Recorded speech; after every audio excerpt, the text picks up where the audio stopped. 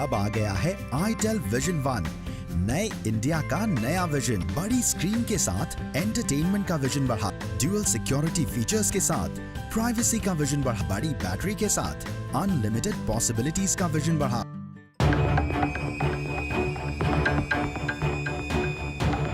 घूंघट ओढ़कर भाषण दे रही इस महिला का नाम है पिंकी चौधरी।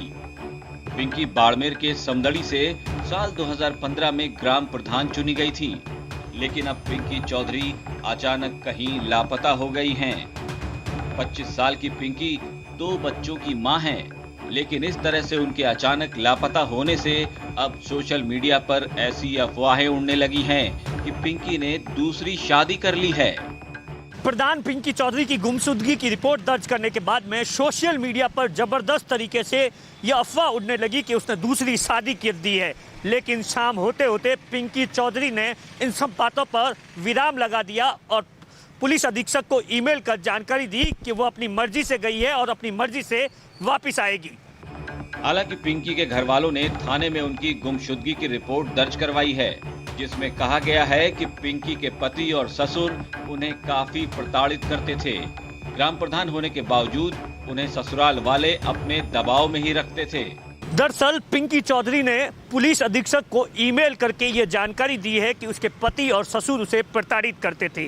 दरअसल ये कहानी उस वक्त शुरू हुई जब पिंकी चौधरी को प्रधान तो बना दिया गया, लेकिन उसे कभी भी उसके अधिकार, राजनीतिक अधिकार नहीं दिए गए।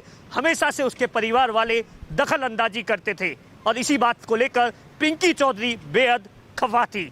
पुलिस के मुताबिक पिंकी चौधरी को उनके घर वालों ने पहले खुद ही तलाशा, लेकिन जब कोई पता नहीं चला तब मजबूरन पुलिस में गुमशुदगी का मामला दर्ज करवाना पड़ा।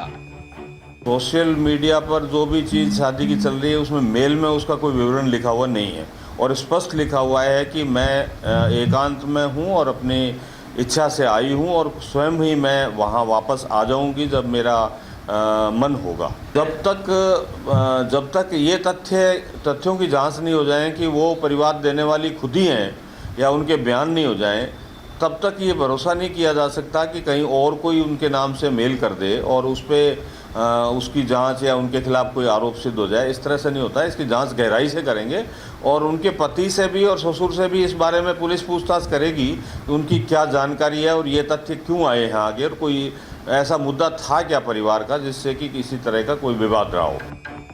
पुलिस की ओर से ये भी बताया गया है कि पिंकी चौधरी ने खुद ही पुलिस को एक मेल करके ये जानकारी दी है, जिसमें उन्होंने कहा है कि वो जहां भी हैं सुरक्षित हैं और जब उनका मन होगा वो वापस आ जाएंगी।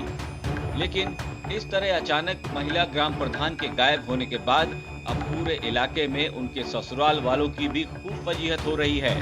पूरे जिले में अब हर ओर पिंकी के गायब होने की ही चर्चा है। राजस्थान तक के लिए बाड़मेर से दिनेश बोहरा की रिपोर्ट।